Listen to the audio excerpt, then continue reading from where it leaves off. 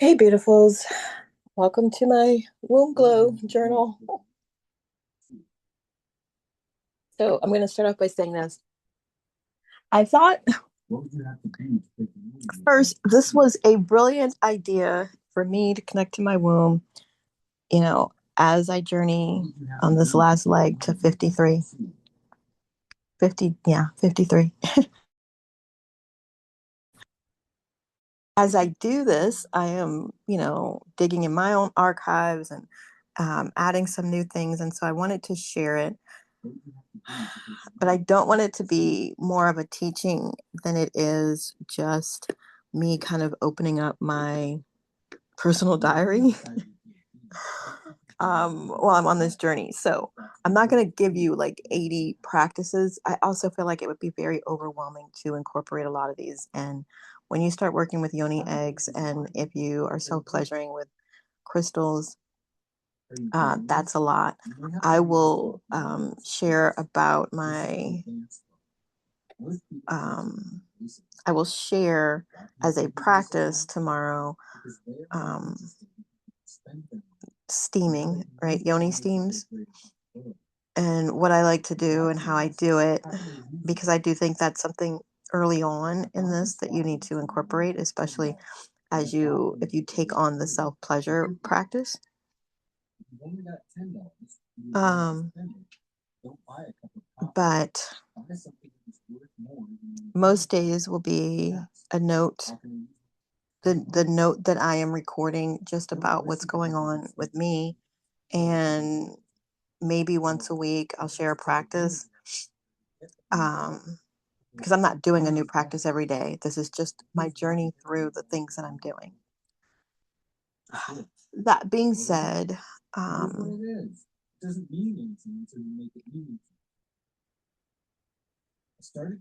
I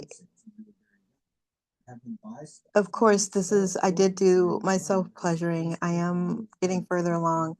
I do, now that it has become kind of a regular thing, because remember, I started about 5 days before I actually started recording.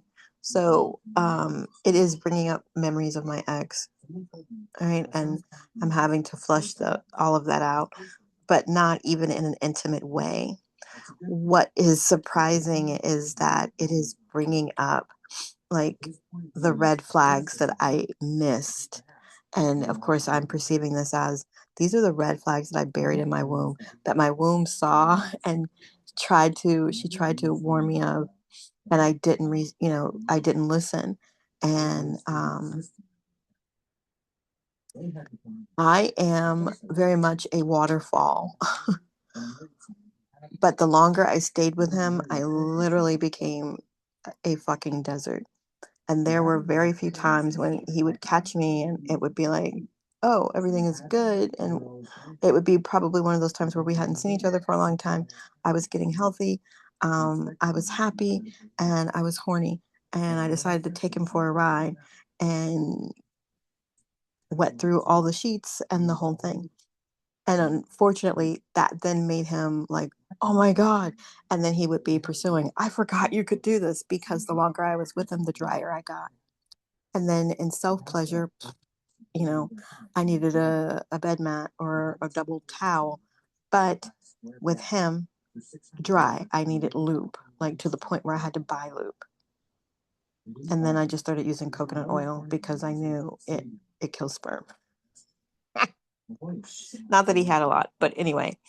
Um, so what I am noticing in during the self pleasure, after the self pleasure, like today, I even had the thought, like, tonight, I might have to skip tonight, because she's reminding me of all the shit that I buried, of all the shit that she held, of all the shit that I ignored. Um, and having to sit and also realizing like she doesn't really want an apology. She wants the acknowledgement and the relief of coming into my body in a way where I'm ready to hear that. Right. There were other horrible things that have happened to me that I have processed and dealt with and what have you. But in comparison, these are not as invasive or damaging in that way. And so um, that would explain why it's taking years for these little whispers to come out, because I'm now regulated enough to where I'm not trying to dump to heal, right? I'm regulated and it's like, hey, this happened. Okay, that was a sign, and I need to log that and say, okay, Alexa, pause. I need to log that to say I'm aware and I need to expand my awareness. Like I let a lot of things go. And again, part of me could not even apologize for that because I intentionally offered myself as a sacrifice in that situation to shield my son until he was 13. So there were also very blatant signs. There were times I was fully aware, like the fact that my body would not even get moist with him definitely said, like, I don't want him and I'm not interested. And then the sex being really bad, and him having a lot of erectile dysfunction kind of shit happening with him. Also, that was my magic because I figured like if he was having erectile dysfunction, he would attempt less often, and that is exactly what happened. And so then even once he entered, like he was not even it was not even 60 seconds. So it still created the dumping ground scenario, but me offering myself as a sacrifice was very intentional. So I am not surprised and by what I am releasing right now. It makes total sense. At the same time, I am also not apologetic. My awareness is different. And from a regulated state, I would make different choices, but it was the best choice for me at the time. And so it's not about apologizing to my womb. It is about acknowledging that, you know, I took this on and I'm so glad that we're releasing this. Um, and I'm okay with releasing it. And I am okay with her bringing it to my awareness. So we don't have to repeat that. We don't have to repeat that. But um, a lot of those things are coming up for me throughout the day. And it's like, oh, oh, oh.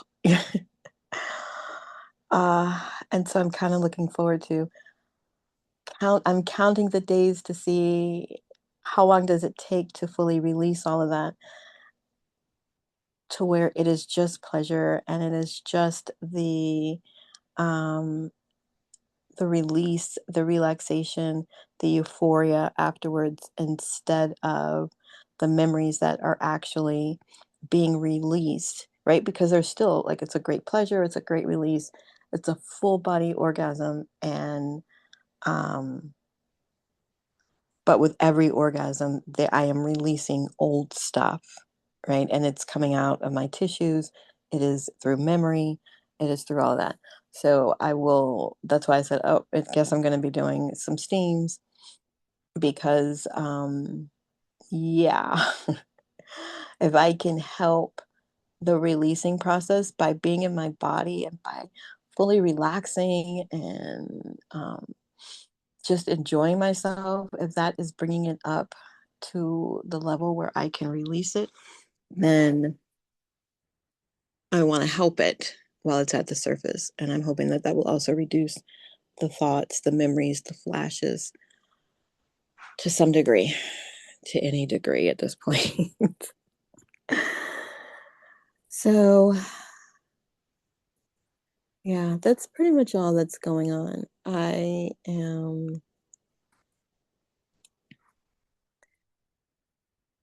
really, for the last 3 months, have been really called into doing more work to release my hips. I was in a car accident when I was a teenager, and I had Kaiser and it didn't heal correctly. So it wasn't until after I had basically 8 kids and got really sick with my iron deficiency and what have you, did I realize that I didn't have full range of motion. Like I had done yoga, I was a yoga instructor, and I really wasn't having any problems. But when I fully got depleted, and I stopped teaching, that hip went into atrophy. So, and then I think I probably mentioned like, um, it was painful, right? Because you're essentially tearing that muscle apart the way that it has grown and the ligaments have, come up around it and rebuilding it so that it goes to where it's supposed to go. So it was painful. I cried a lot. And then I got into the yoga swing, and that really, really helped. It changed the way I walk. It corrected a lot of how I was walking because I did not know that how I stood was like my right foot faced out when I thought I was standing straight. The right side of my hip and my leg was turned out when I would feel in my body like I was straight. Like that's how much of a distortion there was. So I that was almost fully corrected, although and corrected in the sense of the muscle was released, but the muscle was still very much atrophy. So it wasn't very strong. And it hurt rocking my hips. It hurt all of those. So I now have full range of motion. And as soon as I got full range of motion, I fell out of the swing because he did not um, install it correctly.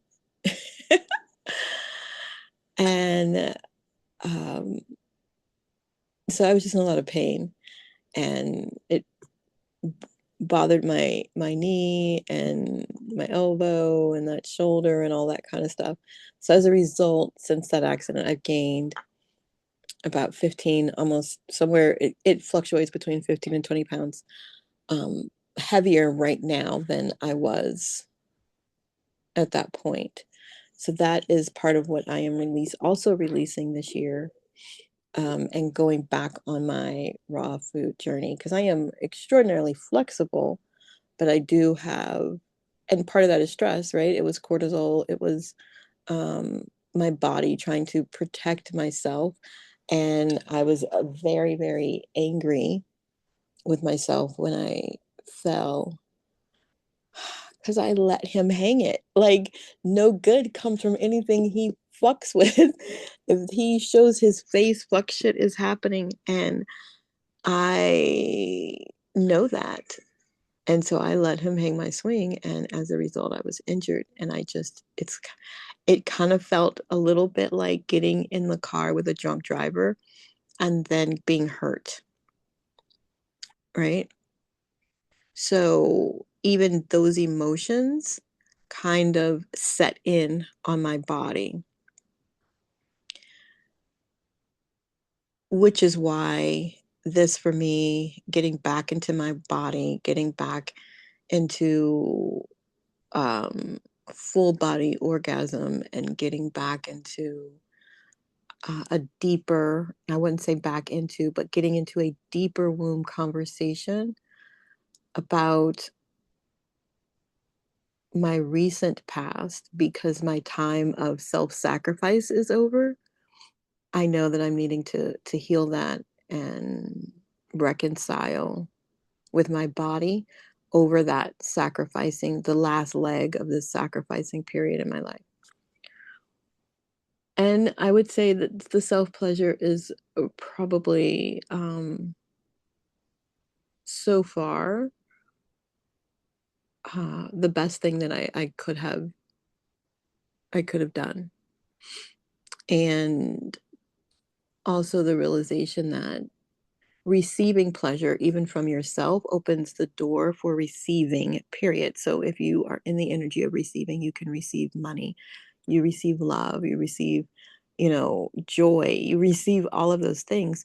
And I've never been one into celibacy as like a decision, like just no dick for me.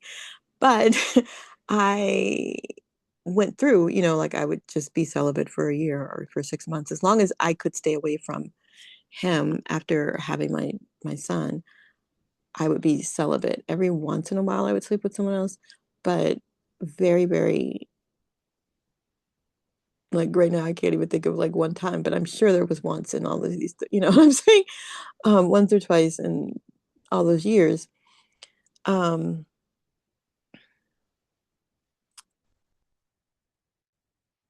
I don't know. I kind of lost my train of thought, but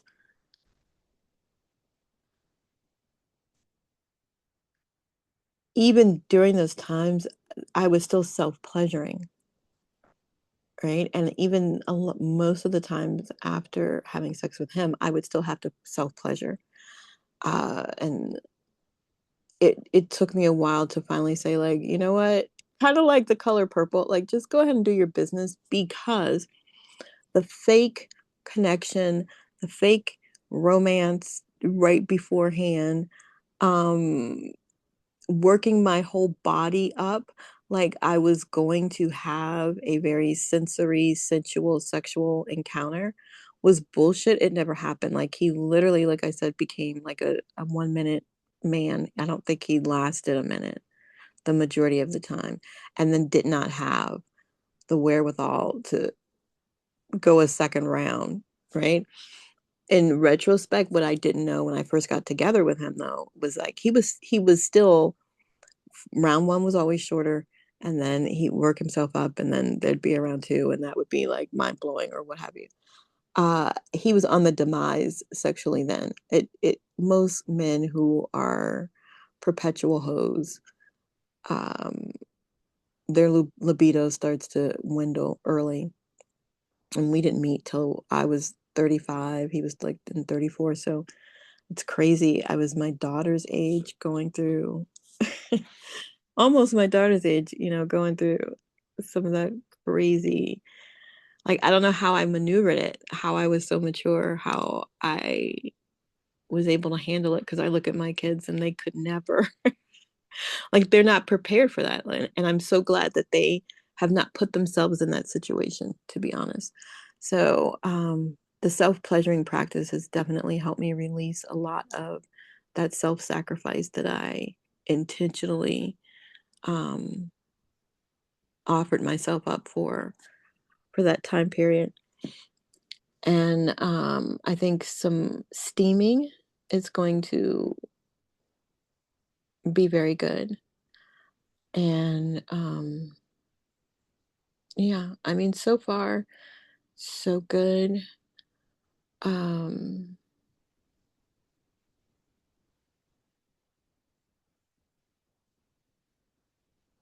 I think after this week, I might then start introducing toys.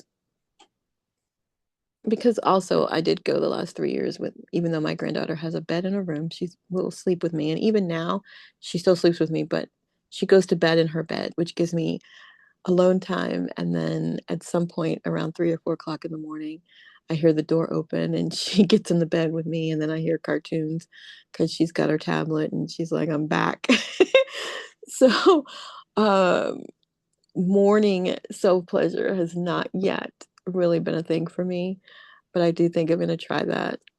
And maybe the morning with a toy because I gather it will probably take less time because I have less time in the morning.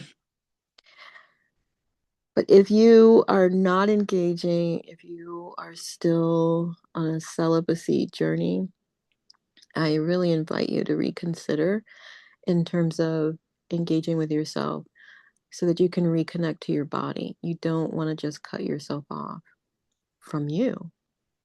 It's different not giving someone else access to you, but don't ever cut the access between you and your womb and your heart and the essence of, who you are.